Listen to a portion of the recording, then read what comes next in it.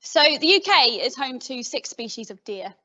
3 pretty big species that are generally quite herding and 3 smaller species. But what they do have in common is they can cause havoc for our woodlands. They can, by selectively grazing on palatable species, they can decimate understory plant communities. And by stripping the bark of trees or fraying them, removing the velvet from their antlers when they're doing territorial behaviours, they can damage our trees, and this can serve as an entry point for pathogens. So interact with climate change to make woodlands less resilient. So if we just have a look at some very recent headlines in the newspaper recently, these are probably from the last year or so. Eating more venison could save saplings and boost carbon capture. And this shows our interest in eating deer. But then on the other side, young deer could starve if mothers are shot in a controversial car. So there's also these ethical concerns about how we should manage deer and their impacts on woodlands. Also, there's gamekeepers' fury at plan to cull thousands of deer in a national park here. There's also other concerns for deer in the landscape, and that's road traffic accidents, which are increasing with deer numbers, and also deer as vectors of Lyme disease. So it is complicated.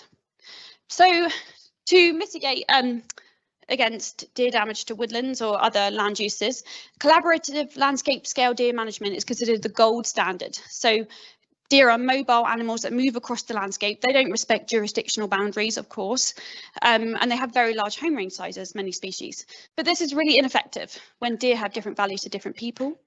When there's moral opposition due to cultural values and stalking interests, you can have some matey over here who wants to maintain, a very large population of targets in the landscape. But over here, you may have someone who's morally opposed to culling, and you've got a farmer who's really upset because the deer are coming in at night and grazing on his property. So yeah, what one landowner will do, what they plant and how they plant it, is going to affect their neighbours.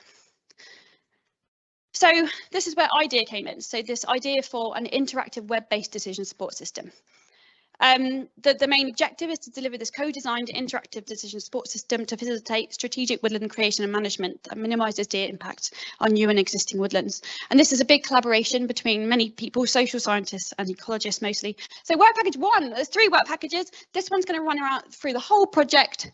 And it's really about this idea of co-design and co-producing this tool so that different landowners will actually find this useful. And there's going to be case studies in the Elbe Valley and also the Northern Forest. So we can iteratively develop this platform so that it's actually useful. The tool will be underpinned by a model that runs on a Bayesian belief network model, a series of models, sorry, to predict the likelihood of risk to woodland based on alternate landscape designs. And then we'll feed this into the iDeer tool, into existing tools that are available from the charity, the Silver Foundation. So we're going to align our tool with existing ones to ensure that it's used.